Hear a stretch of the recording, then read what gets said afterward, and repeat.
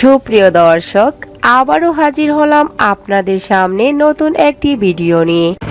প্রেমের শিকল দাও না দুটি পায়ে, ভালোবাসার বেড়ি দাও না গায়ে, এমন নাচ নাচিয়া নেব মন কাড়িয়া, ছম ছম ছম ছম ছম ছম ঘুঙ্গুর বাজাইয়া।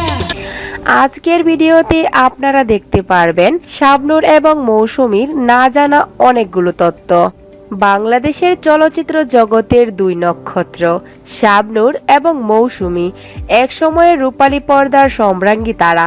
তাদের অভিনয় শৈলী ও সৌন্দর্যে মুগ্ধ ছিল কোটি কোটি দর্শক। মৌসুমী প্রথম আলো ছড়ান 1993 সালে কিয়ামত থেকে কিয়ামত ছবির মাধ্যমে। তার হাসি, দৃষ্টি আর অভিনয়ের দক্ষতায় তিনি অল্প সময়েই হয়ে ওঠেন দেশের অন্যতম প্রিয় নায়িকা।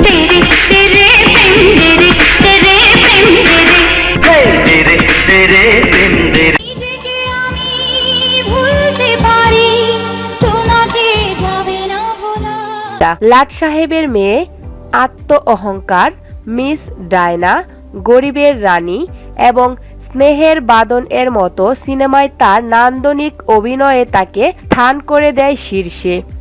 ব্যক্তিগত জীবনে তিনি অভিনেতা উমর সানির সঙ্গে সুখী দাম্পত্য জীবন গড়ে তুলেছেন। পর্দায় যেমন রোমান্সে তিনি ছিলেন দুর্দান্ত, বাস্তব জীবনেও তিনি ততটাই স্নিগ্ধ।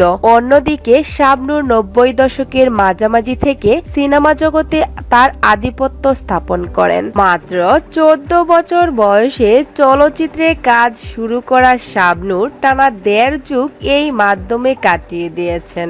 বৈচিত্র্যময় চরিত্রে অভিনয় করে সমসাময়িক নায়িকাদের মধ্যে ঢালিউডের সেরা আসনটি নিজের করে নিয়েছিলেন নায়িকা শাবনূর।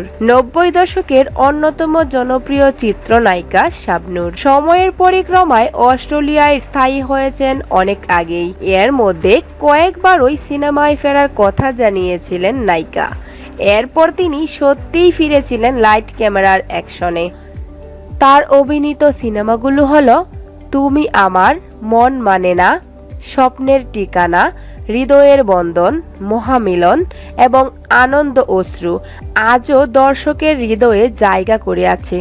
সহজ সরল মেয়ের চরিত্র থেকে শুরু করে আবেগপূর্ণ দৃশ্যে তার অভিনয় ছিল নিখুঁত।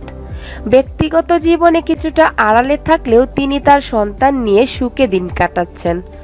মৌসুমী এবং শাবনূর এই দুই কিংবদন্তি নায়িকা নিজেদের সময়ে বাংলাদেশি চলচ্চিত্রকে শিখরে নিয়ে গেছেন।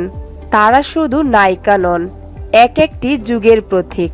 তো প্রিয় দর্শক, মৌসুমী এবং শাবনূরকে নিয়ে আজকের ভিডিওটি কেমন লাগলো কমেন্ট করে জানাতে ভুলবেন না।